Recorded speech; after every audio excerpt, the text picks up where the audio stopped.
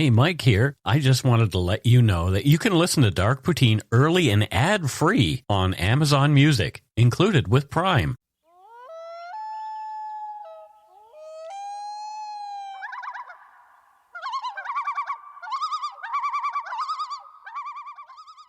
Welcome back to Dark Poutine. I am Mike Brown. You are. Yeah. And I'm Matthew. You are. Oh my goodness gracious, and it's summertime. The sun is starting to come out and it's getting warmer. It's a little overcast today, but whatever. I'm good with it. Yeah, I think it's a lot less warm than the rest of Canada. Yeah, it looks like the eastern parts of Canada are getting a lot more heat than we are right now anyway. It's not the heat, it's the humidity. Oh God. Yeah, Ontario is known for its humidity. Speaking of Ontario, let's get into this one. The views, information, and opinions expressed during the Dark Poutine podcast are solely those of the producer and do not necessarily represent those of Curious Cast, its affiliate, Global News, nor their parent company, Chorus Entertainment. Dark Poutine is not for the faint of heart or squeamish. Listener discretion is strongly advised. We're not experts on the topics we present, nor are we journalists. We're two ordinary Canadian schmucks chatting about crime and the dark side of history. Let's get to it. Put on your toque, grab yourself a double-double and a Nanaimo bar. It's time to scarf down some Dark Poutine. You are responsible for obtaining and maintaining at your own cost all equipment needed to listen to Dark Poutine. Dark Poutine can be addictive. Side effects may include, but not be limited to, pausing and questioning the system, elevated heart rate, pondering humanity, odd looks from colleagues as you laugh out loud at work, family members not into true crime worrying about you. Positive side effects may include some perspectives and opinions that you disagree with, as well as some wokeness and empathy. If you don't think Dark Poutine is for you, consult your doctor immediately.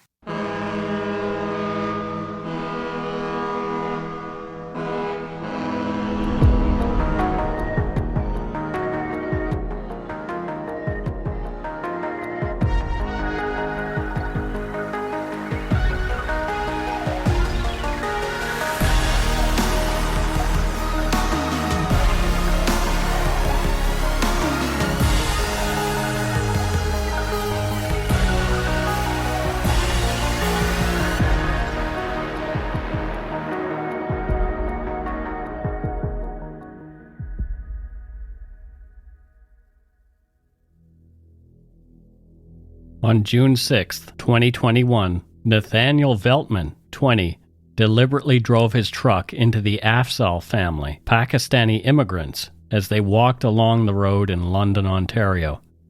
The attack killed 4 members of the family, Talat Afzaal, 74, Salman Afzaal, 46, Madiha Salman, 44, and Yumnah Afzaal, 15. The attack also severely injured 9-year-old Fayez Afzaal. Veltman admitted that he targeted the family solely because they were Muslim, making this Canada's first fatal vehicle attack prosecuted as terrorism. This is Dark Poutine, episode 376, the 2021 London truck killings, the Afzaal family.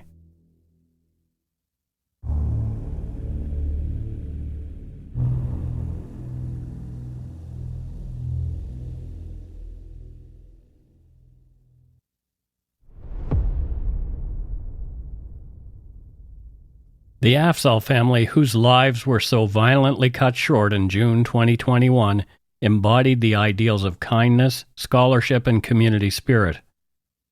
The family represented the best of what Canada aspires to be, a society enriched by diversity, strengthened by compassion, and driven by the pursuit of knowledge and justice. Friends and neighbors described them as, quote, hardworking, creative, productive, caring individuals who were surrounded by loved ones whom they loved back. The memories and anecdotes later recounted in statements given by friends and family allowed those of us not in the courtroom to feel that perhaps, in some small way, we had come to know the Afzaal family. Quote, if nothing else, we came to wish that we had the opportunity to know them. End quote. Yeah, it's clear that they had deep ties to their community.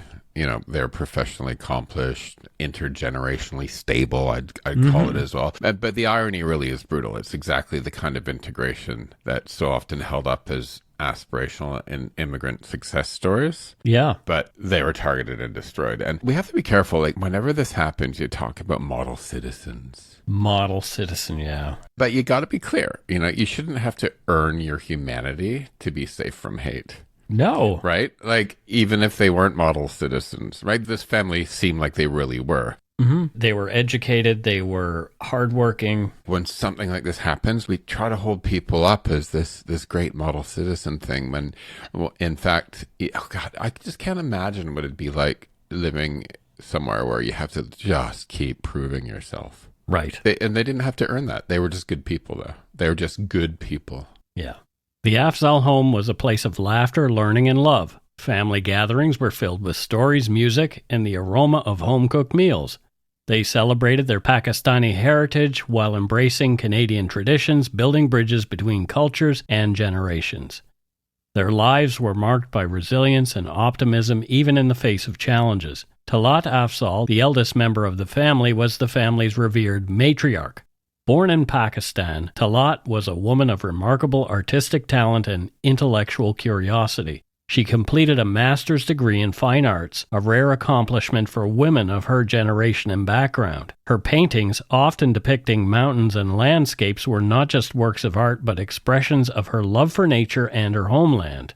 In later years, she began painting cartoons to delight her grandchildren, adapting her skills to bring joy to those she loved most. Talat's influence extended far beyond her immediate family.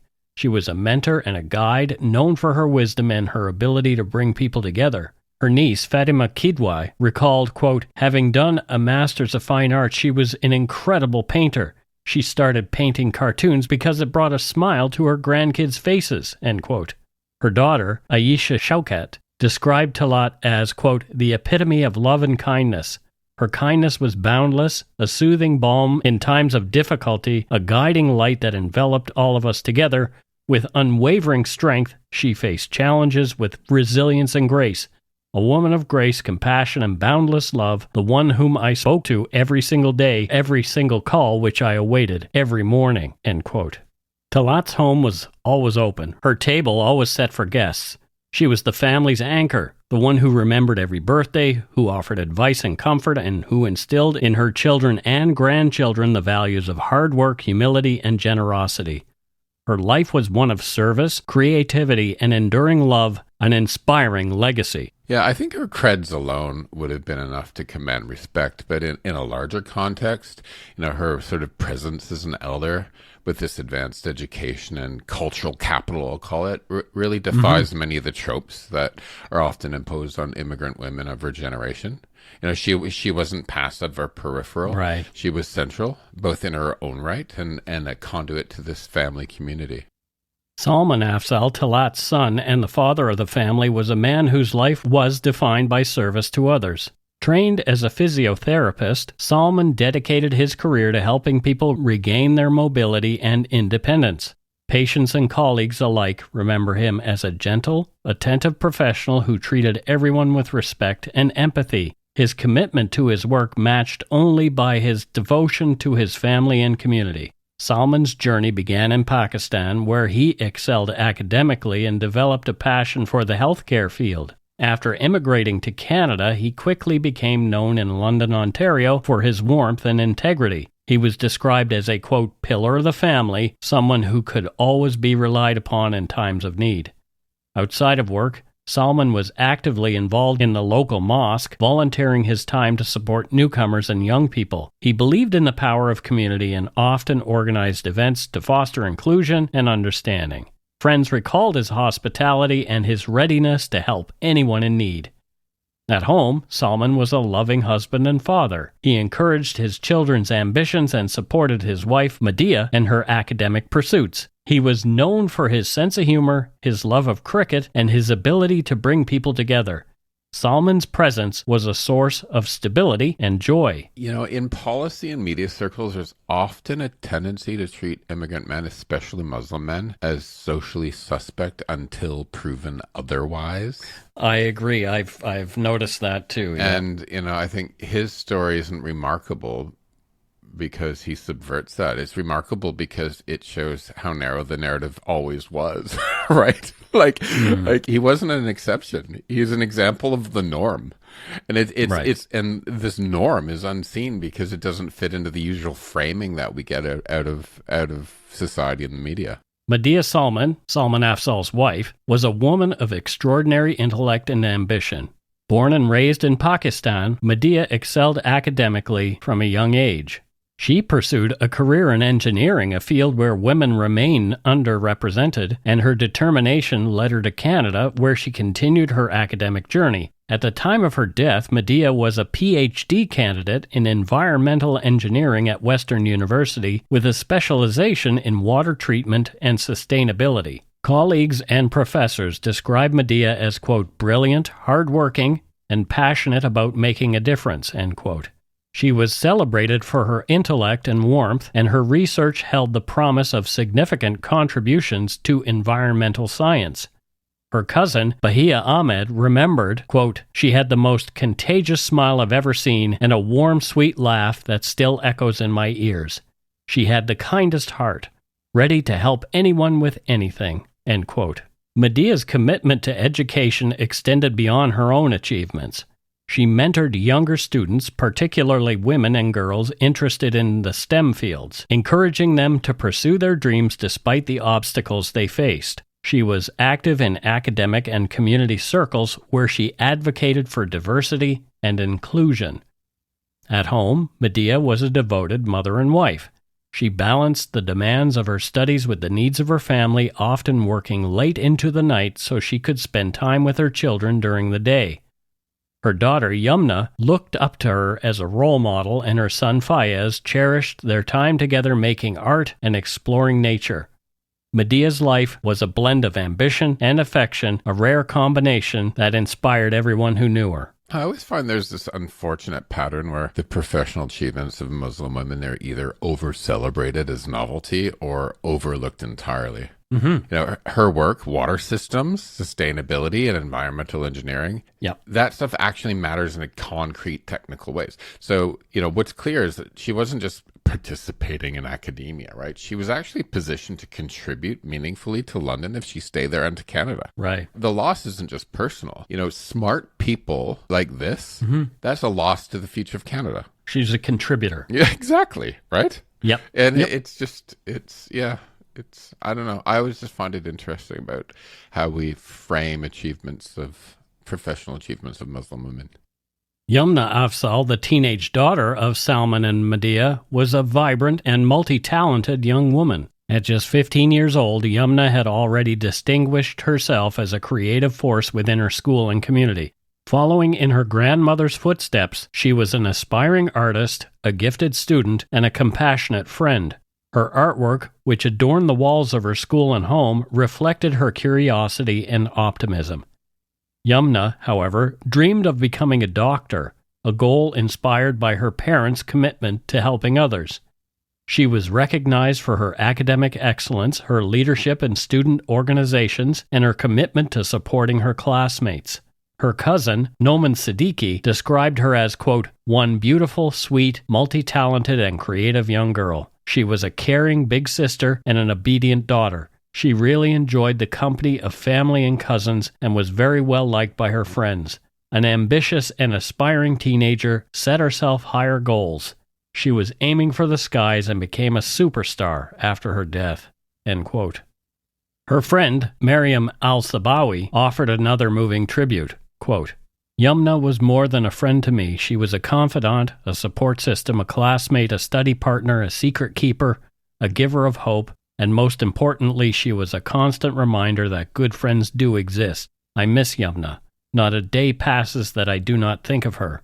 I miss her contagious laughter, her smile, her kindness, her sense of humor. I miss going on walks with her, and I especially miss receiving her 3 a.m. texts about the most random things. I miss it all, big and small. What I would do to experience any of it again. End quote. Yumnah's empathy and creativity were matched by her sense of justice. She was involved in social causes and spoke out against discrimination. She was proud of her heritage and wore her identity with confidence, inspiring others to do the same. Her teachers remembered her as a leader and a source of positivity, someone who brought people together and made everyone feel included. It's worth noting that she was already involved in advocacy, and it's interesting to note that she was already involved in advocacy and artistic expression by her mid-teens, and I don't think that's accidental. I think kids like her often develop strong political consciousness early because they have to. Her identity becomes public before she's even fully formed, because people see her as something, right? You know, I think that she managed to turn that pressure into something really constructive, and I think that says a lot about the kind of environment that her family fostered. Before the attack that changed his life forever, Fayez Afzaal, the sole survivor, was a 9-year-old boy surrounded by the warmth and love of his close-knit family. Fayez was the youngest member of the Afzaal household. His older sister Yumnah was not just a sibling but a companion and role model. The two shared a special bond, spending hours together drawing, reading, and dreaming about the future. Yumnah's creativity and ambition inspired Fayez, and he looked up to her with admiration. Fayez attended the London Islamic School, where he was known as a bright, friendly, and thoughtful student. He was active in his school community, participating in group activities and forming close friendships with his classmates. Teachers and peers alike described him as kind-hearted and eager to learn, embodying the values his family held dear. The family's faith was an essential part of Fayez's daily life, and he often accompanied his father to prayers, a routine that deepened their bond and instilled in him a sense of belonging and spiritual grounding. Reports indicate that Fayez relished these times, particularly the opportunity to play with his cousins and listen to stories from his elders. He was especially fond of his mother's cooking and his sister's pasta, and he delighted in the unique flavors and traditions that his family maintained from their Pakistani heritage.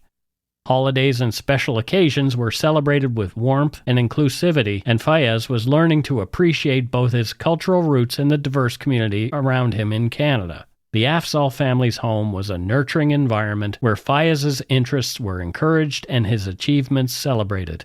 He was beginning to explore his own talents, sometimes joining his sister in art projects or helping his grandmother with small tasks. His parents encouraged him to ask questions and to pursue knowledge, and they supported his growth with patience and love. In the neighborhood, Fayez was known as a polite, respectful child. He enjoyed outdoor activities, whether it was riding his bike, playing in the park, or taking walks with his family. These walks were a cherished routine, a time for conversation, exploration, and togetherness. Until the attack, Fayez felt safe and happy in these moments, surrounded by the people who meant everything to him. All of this changed in an instant on June 6, 2021.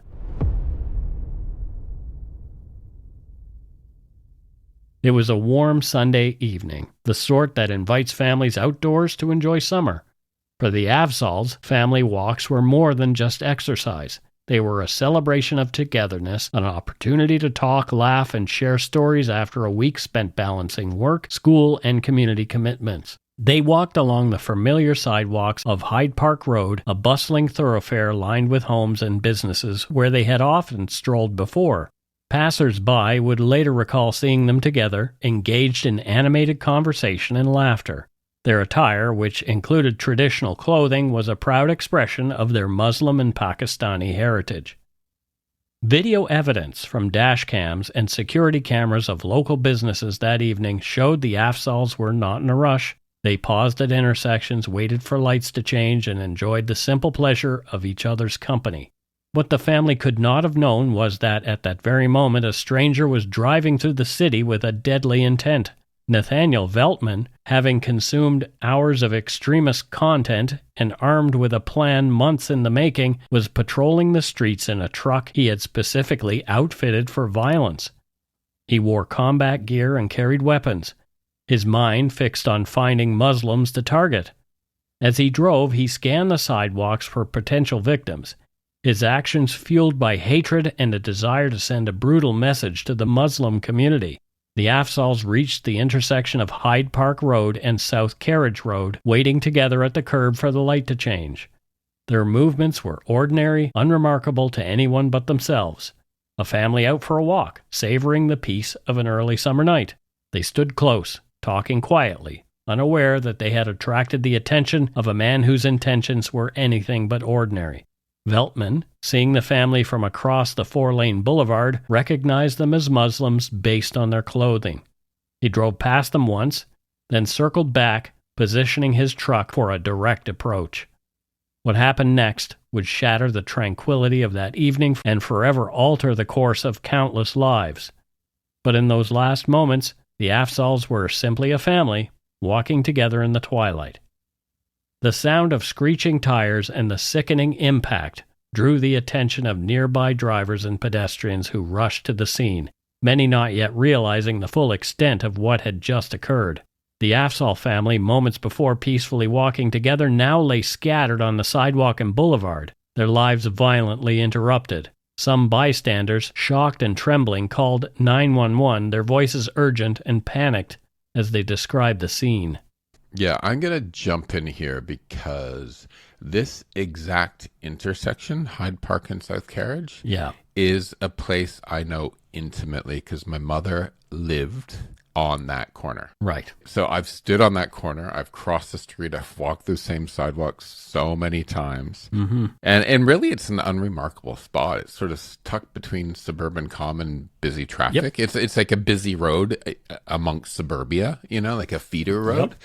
And I think maybe that's what makes it hard to process in some ways how violence is calculated could unfold in a place that just feels so routine for me. Mm-hmm. And when you know the geography, it stops being abstract. It stops being just a headline. And I can see it all. I can see literally, I know the light that was changing, right? And I can picture a truck turning around and I know the curb, right? And you realize that it's a thin barrier between safety and catastrophe. Every day for all of us. Unfortunately, I've learned this many times over the years, having been exactly where terrorist attacks later occurred in the UK and Moscow and Sri Lanka and New York, right? And it really hits different when you know a place, when you've stood there, right? Yep. Within minutes of the terrible crash, emergency responders arrived. Paramedics and police officers quickly assessed the victims, working with grim efficiency. Salman, Madiha, Talat, and Yumnah showed no signs of life. Fayez, gravely injured but conscious, was found near his family, his small frame battered but miraculously alive. Paramedics stabilized him as best they could, gently lifting him onto a stretcher and rushing him to the hospital. The scene was cordoned off, as the flashing lights of emergency vehicles cast a surreal glow over the tragedy. As the first responders worked, witnesses recounted what they had seen. The truck's deliberate swerve, the lack of braking, the speed and intent. Some tried to comfort Fayez, offering words of reassurance and holding his hand as he was treated. Others stood in stunned silence, tears streaming down their faces, unable to process the violence that had just shattered a family and scarred their community. Meanwhile, the man, later identified as 22-year-old Nathaniel Veltman, the driver, sped away from the scene. Back at Hyde Park Road, the gravity of what had happened began to settle in. The area was transformed into a crime scene, investigators gathering evidence as the community's shock gave way to grief and disbelief. Less than 10 minutes after the attack, around 4 kilometers away, Nathaniel Veltman pulled into the parking lot of Cherry Hill Mall on Oxford Street, his truck still bearing the evidence of the attack. There, he approached a taxi driver, telling him to call the police because he had just committed a violent act. When officers arrived, Veltman emerged from his truck wearing body armor and a helmet, hands raised in surrender. He confessed immediately, telling police he had targeted the family because they were Muslim. More after a quick break.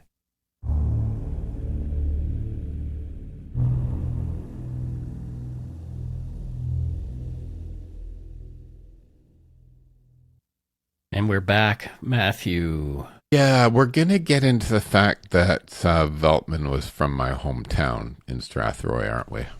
Yeah. And, Strathroy, Mike. Strathroy. It really can be an odd place. But, it's always been complicated. It's this weird town sort of in this kind of liminal space between country and city. And, you know, it's a mixture of liberal-minded people with about as conservative people as you can get, right? And you have like the vehemently atheist through to the super religious and everything in between in this town. Right. I would have called it, like when I grew up there, I would have called it the buckle of the Bible Belt in southwestern Ontario. Right? And the buckle of the Bible Belt. Yeah. It's okay. That's what I'd call it. And you know, it's a real mixture of people. You have like small town light industry employment. You have the salt of the earth farmers, and then you have professionals that want less expensive housing that drive into London to white collar jobs. So it's a real mix, and it's always been a bit odd. Right. Of course, I know many people there that are fantastic, old friends and family. And as we've talked about before, my roots there are deep since the early 1800s. Right. So the place is in my blood. But you kind of have to look at Strathroy and ask, what the hell is going on? No, for such a small town to have produced 2 terrorists in the last 10 years. Right. You know, we have this case, a white supremacist, and then we head back in 2016, Aaron Driver, the ISIS supporter who blew himself up when he's confronted by police on his way to do a suicide bombing. And it's like, okay, both of these people are from like this little town in southwestern Ontario. What the heck? What the heck is going on? Well, are you guys like putting something weird in the water, you know, that radicalizes people? What is it? We've always joked that something weird's in the water, but well, it produced you, Matthew. Yeah. So anyway, yeah, it's really weird when it's your hometown that we're talking about. So right, I mean, like how many terrorists are in Canada, and 2 of them are from Strathroy, right? Yeah. The man who drove the truck that devastated the Afzaal family, Nathaniel Veltman, entered the world on December 20th, 2000, in Matthew's hometown of Strathroy, Ontario. What we know of him comes from court documents and sourced journalism. He was a twin, born into the rigid confines of a fundamentalist Christian household. His parents, Mark and Alicia Veltman, were deeply entrenched in evangelical Baptist circles, homeschooling their 6 children in a bubble of dogma that rejected secular influences. Strathroy, nestled in southwestern Ontario's conservative heartland, offered few escapes from this insular world. Friends and neighbors recalled a quiet, animal-loving boy, a stark contrast to the man he would become. The Veltman home was a pressure cooker of piety. Mark donated to anti-abortion groups and another group called Focus on the Family, a Christian organization that provides resources and advocacy to support families, promote biblical values, and strengthen marriage and parenting. Alicia enforced a curriculum that insisted the Bible was literal truth. This environment, though outwardly structured, simmered with dysfunction. By 2016, the parents' marriage collapsed amid allegations of infidelity and parental alienation, with Alicia winning sole custody in a divorce that laid bare, quote, years of growing discord, end quote. Veltman's adolescence unraveled against this backdrop of familial fracture. At 13, a visit to an anti-abortion convention ignited a violent obsession. Shocked that abortion remained legal, he fixated on assassinating doctors, telling himself, quote, one day I'm going to shoot the place up, end quote. When he enrolled in Strathroy District Collegiate Institute at 16, his first exposure to public schooling after lifelong homeschooling, classmates noted he seemed eerily detached. Quote, something was off about him, one observed.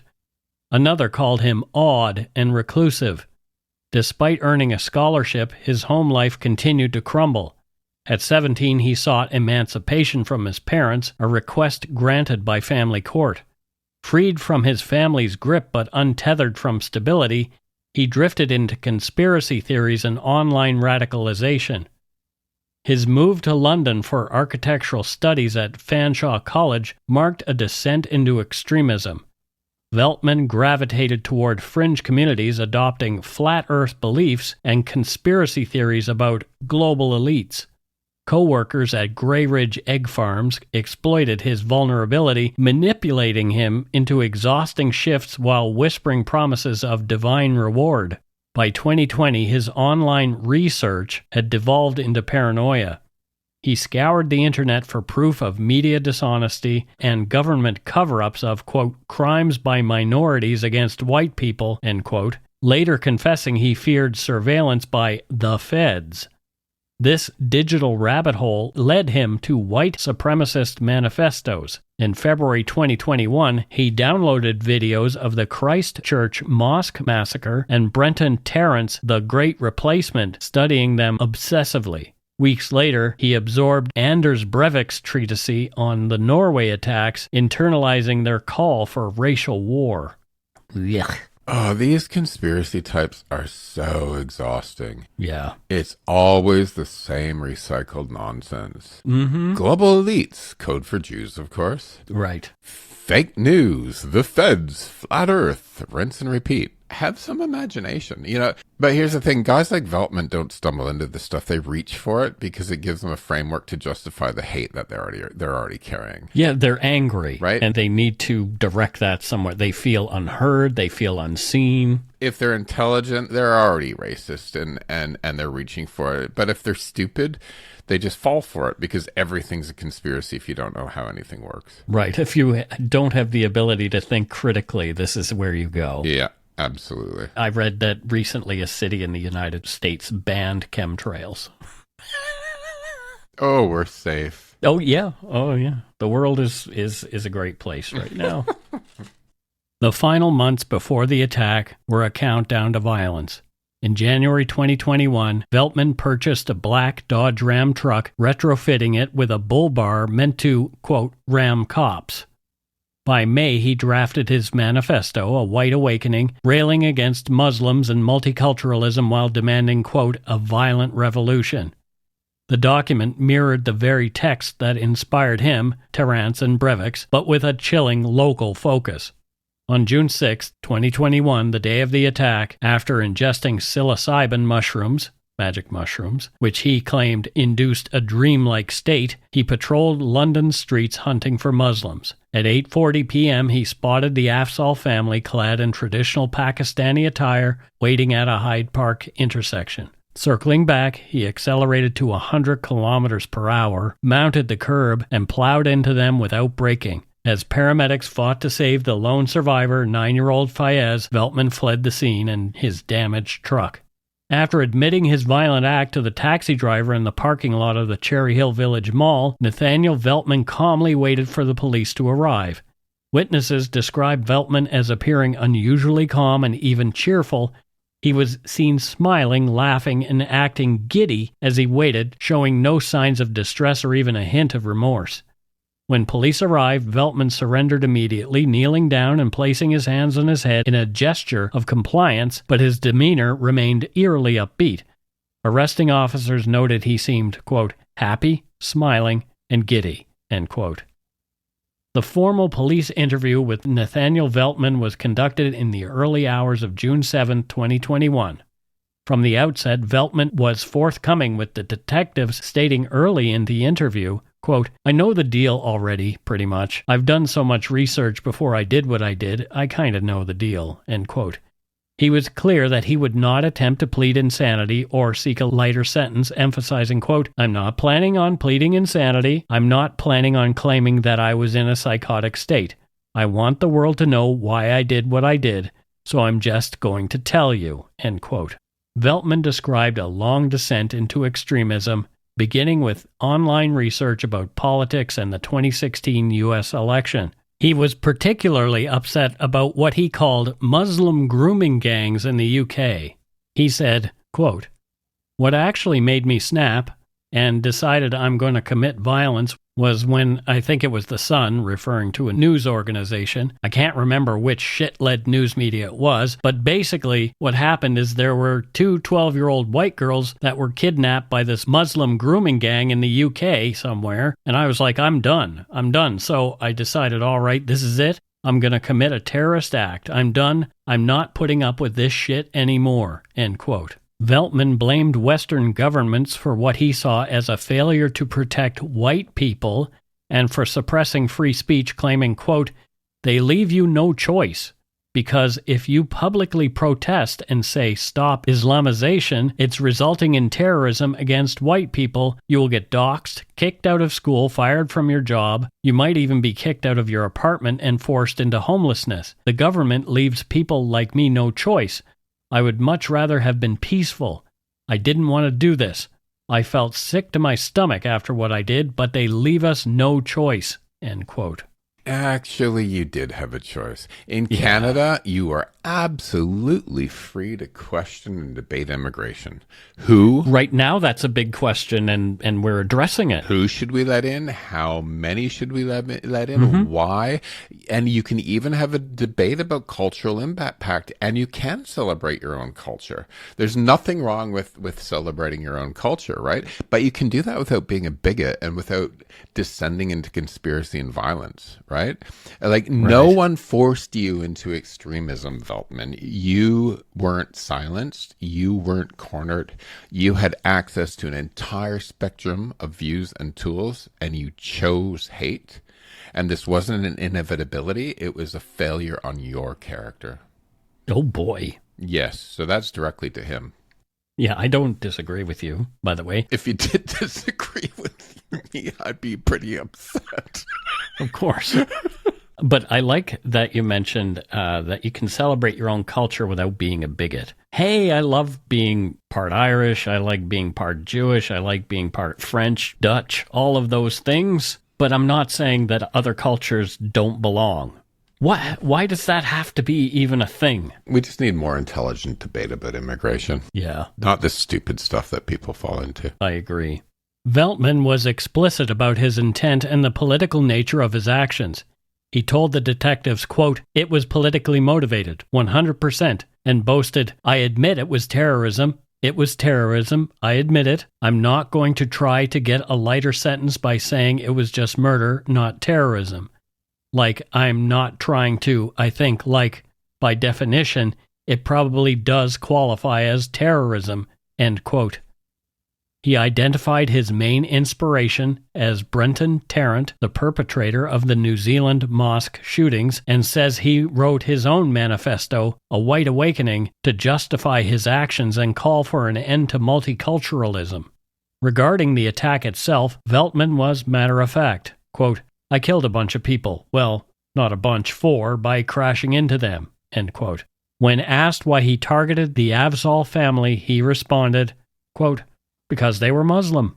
Asked how he knew, he says, quote, "From their clothes." He admitted, "I knew there were children. That's the thing. I knew it had to be brutal. It had to be a very strong message," end quote.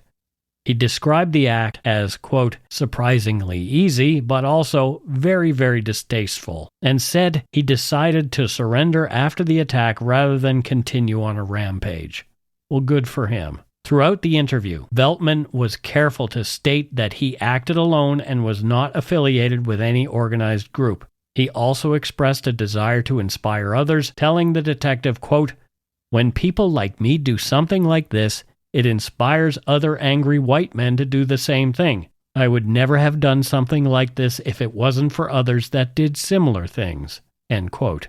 Yeah, the whole thing here, his rejecting... What's somebody else's fault, Matthew? Well, no, but what he's doing here, if you look closely, he's rejecting the insanity plea and admitting it, but that's not about integrity. What he's doing here, if you read these words, he's recruiting. Yeah. That's what he's trying to do. Yeah. So he's still being a terrorist after the fact, right? Of course he is. Yeah. And that's what terrorists want, is attention for their cause and to make people afraid. Stupid little boy.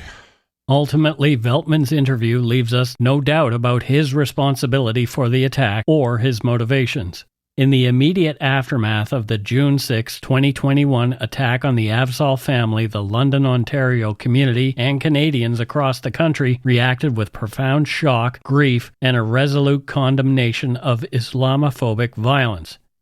The attack, described as a, quote, terrorist attack on Canadian soil, was met with a groundswell of solidarity and calls for action against hate.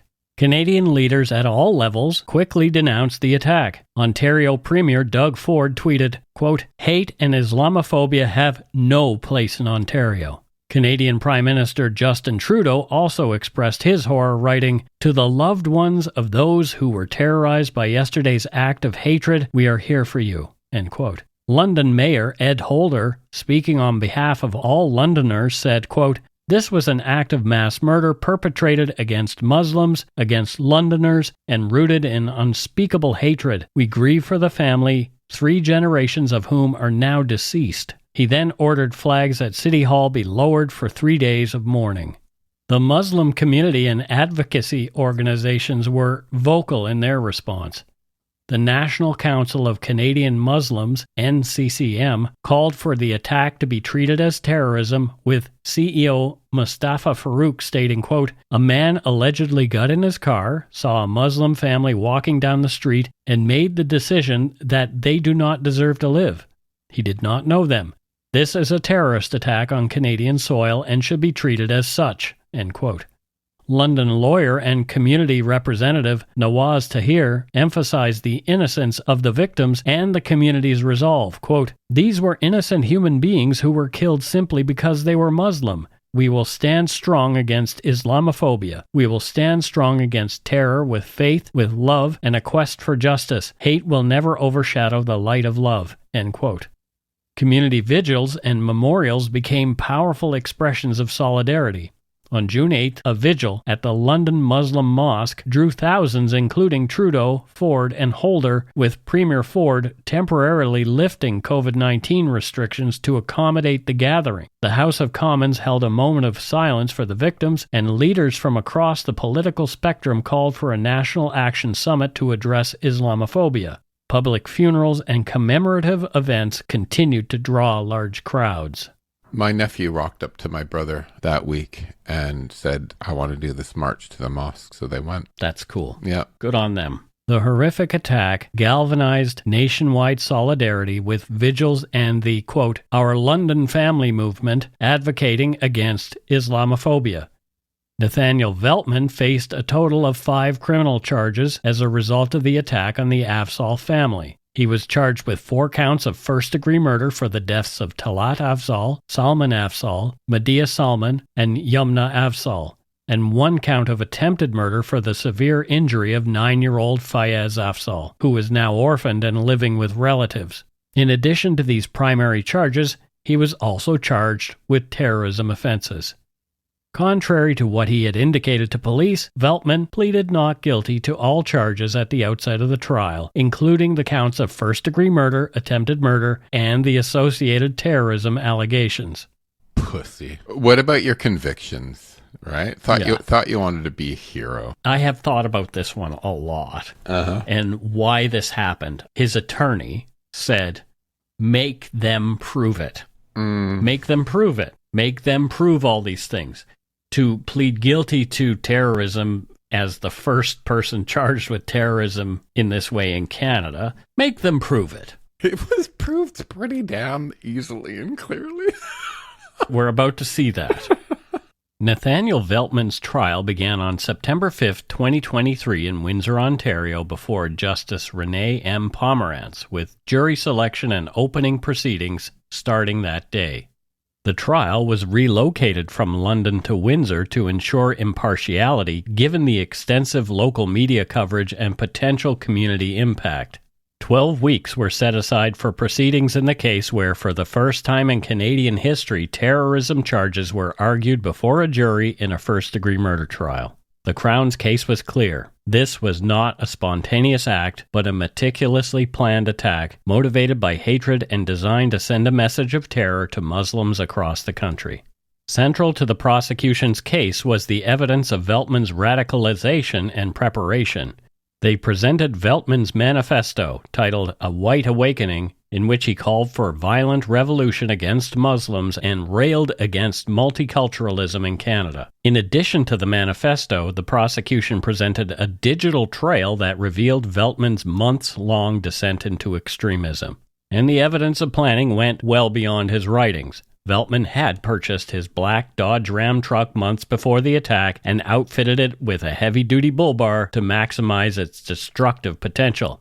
He also acquired military-style gear, including a helmet and bulletproof vest, which he wore during the attack. Surveillance footage showed him conducting what prosecutors described as, quote, scouting missions, including a trip to Toronto the day before the attack, where he considered targeting abortion clinics, further illustrating his intent to commit ideologically motivated violence. Perhaps most damning to Veltman's case were his own words.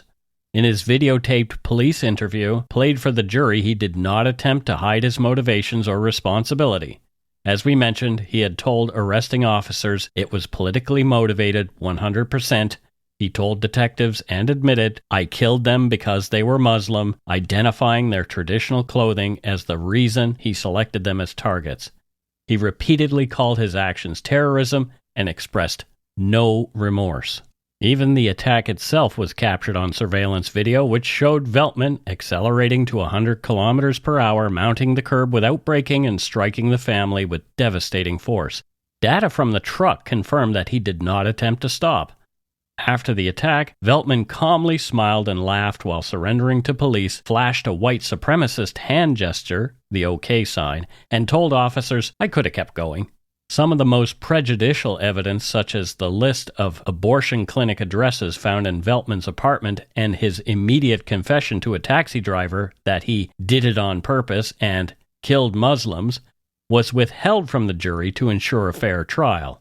After just 6 hours of deliberation, the jury returned a unanimous verdict finding Veltman guilty on all counts. In February 2024, Justice Renee Pomerantz formally designated the murders as terrorism, stating, quote, "The offender did not know the victims. He killed them because they were Muslim. This was part of a plan to intimidate the Muslim community and inspire others," end quote. At sentencing, over 70 victim impact statements highlighted deep and widespread grief. Salman's brother, Yumnah Afzaal, reflected on the profound sense of loss, quote, "Losing my family this way made me and my children fear for our lives.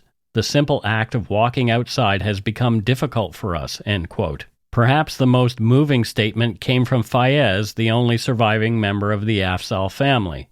From Justice Pomerantz's sentencing decision, quote, "Not surprisingly, in his own victim impact statement, Fayez identified the loss of his family as the chief source of his pain moving forward." Fayez said, in part, quote, "The offense has made me very sad at the fact I can't talk to my family anymore and make new memories with them. I won't be able to have fun with them anymore.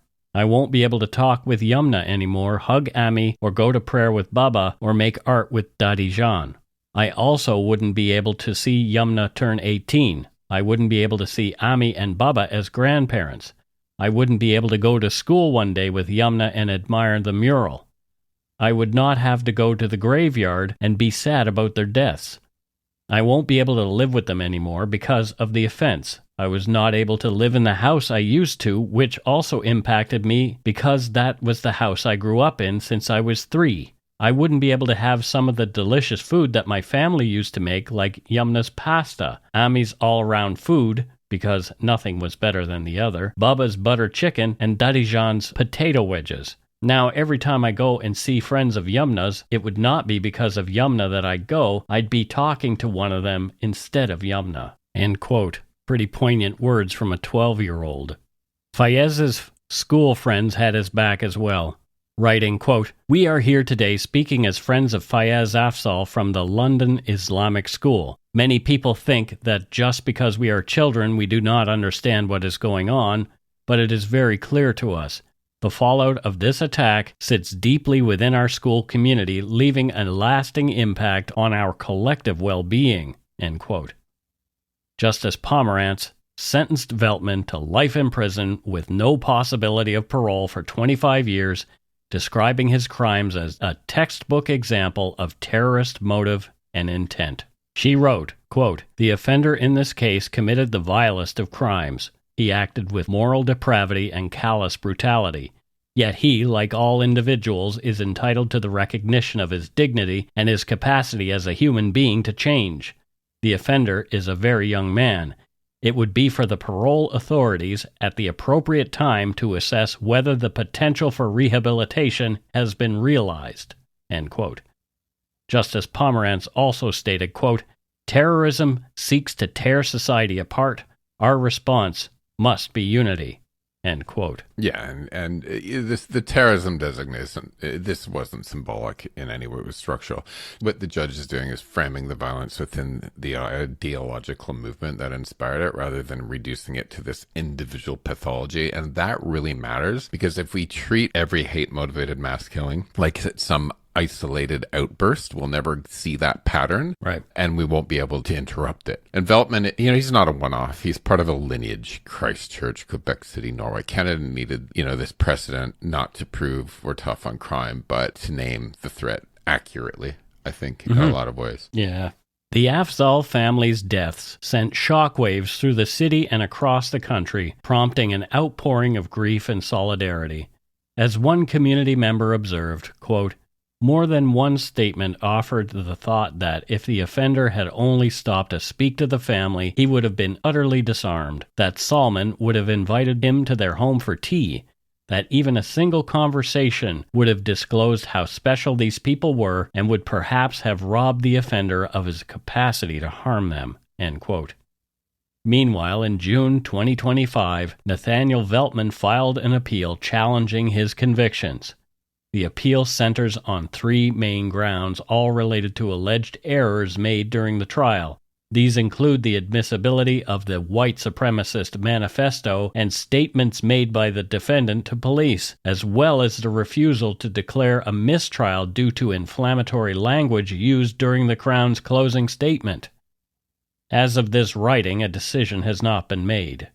For support resources for victims of hate crimes, visit the National Council of Canadian Muslims, nccm.ca, or call the Canadian Anti-Hate Network hotline at 1-800-555-HELP. And that's it for Dark Poutine episode 367, the 2021 London truck killings, the Afzaal family.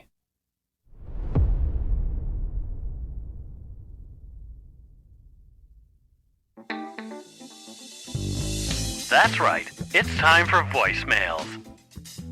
You can leave us a message at 1-877-327-5786 or 1-877-DARK-PTN. We'd love to hear from you. Let's see who called us this week. Let's listen to some voicemails. We put out a call on the Lumberyard for people to call in and say hello. And we had a few people that did just that. So we're really grateful for your calls. Let's play one here. Hey guys, it's Lacey in Calgary. Just calling to say, hey, I like you guys. Okay, bye. I always like hearing from Lacey. Yes, me too. Lacey, I guess Lacey probably has a new job, which is why she called in. So, Matthew, you can guess her new job. She's a police officer. She's a police officer in Calgary. Her partner is Cagney. Cagney and Lacey. Okay, well, fair enough. Love that show so yes. much. Oh, boy. We brought that up last week, I think. We did, yeah. So, Cagney and Lacey. Well, enjoy Lacey. Are they homicide detectives? Is that what they... I really want Lacey to get a dog and name the dog Cagney. Wouldn't that be cool? Or even a cat. Or a mouse, for that matter. No, dog. They're better. I disagree. I just love animals. So do I, but dogs are cool. Here's the next one. Hi, guys. This is Graham Little from the Lumberyard and Barnyard. Something silly you say. Michael Bombicle, Tickle-Icle, Fife-Icle, Fife-Icle, Tickle-Icle. Makes you spell Michael. Matthew Bombacu, Tickle-Atthew, Fife-Atthew, Fife-Atthew, Tickle-Atthew. Makes you spell Matthew. Okay, love you guys. Droop a loop in your toques. This is Graham. Graham, Bombam, Tickle-Am, Fife-Am, Fife-Am, Tickle-Am. That's it, spell Graham. Ciao. Well, okay, so Graham from the Lumberyard, I said, hey, call us and say something silly. Tell us your name, where you're from, and say something silly. Well, there you go. Graham didn't tell us where he lives, so we need to know where he lives and what his job is. Matthew. He lives in Mumbai. Mumbai, okay. Yeah, and he distills gin. He distills gin in Mumbai, and it sounds like he's been imbibing. Well, his brand is Mumbai Sapphire. Mumbai Sapphire. Well, there you go. It sounds yummy, but not anything that I can have. Anywho, Next one is going to be from somebody whose name you'll recognize, Matthew, because another Yumberyarder. Hi, Mike and Matthew. It is Danielle La Victoire Perrault, or Dan Victory on Facebook. You said to call in and say something very silly. I'm going to tell you a joke that my 6-year-old daughter, Audrey, tells us. It is, what does the magician say to the fisherman? Pick a cod, any cod. Ha ha ha. All right. Hope you guys have a good day. Bye. Oh, and go take a shit in your ass. You're toque. That's hilarious. Dan Victory has the cutest daughters on the planet. They are so adorable. What does Dan do for a living, Matthew? Lives in Montreal. Mm-hmm. And is going to open a poutineery soon, actually. Oh, well, that's a good idea. What's the name of the poutineery going to be? Victory Poutine. I love the smell of poutine in the morning. It smells like victory. It smells like victory and heart attack. Well, thank you, folks, for calling. Thank you, guys. And we've got a few more people have also called, and we'll get to those next week. That's it for this week's voicemails. Again, you can leave us one at 1-877-327-5786 or 1-877-DARK-PTN. We'd love to hear from you, even if it is just to say hi and to tell us to go shit in our hats. If you're stumped for what to chat with us about, a quick story is welcome. Alrighty, we don't have any patrons or donut money donors, but we know you still love us. If you just donated and you didn't hear your name, don't worry, we'll get to you. We're a few weeks ahead in recording. That's all. So keep listening, folks, and we'll keep providing you that content. Thanks to all our patrons and Donut Money donors, past and present, for your generosity. It helps to keep the show going. You can become a patron of Dark Poutine at patreon.com/darkpoutine. For a one-time donation, you can send us donut money via PayPal or interact using our email address, darkpoutinepodcast@gmail.com. If you don't already subscribe to the show, it would mean a lot if you did. You can easily find Dark Poutine on Apple Podcasts, Spotify, or wherever you listen to your favorite shows. If you haven't gotten yours yet, my 2 books are available to order via links on the Dark Poutine website or anywhere fine books are sold. And speaking of darkpoutine.com, check it out for show notes and other cool stuff. We'd appreciate it if you gave Dark Poutine a like or a follow on Facebook and Instagram. Most importantly, thank you for listening. Tell your friends about us. Word of mouth is a powerful thing. And that's it for this episode of Dark Poutine. So until next time, don't forget to be a good egg and not a bad apple. Bye, everybody. Goodbye.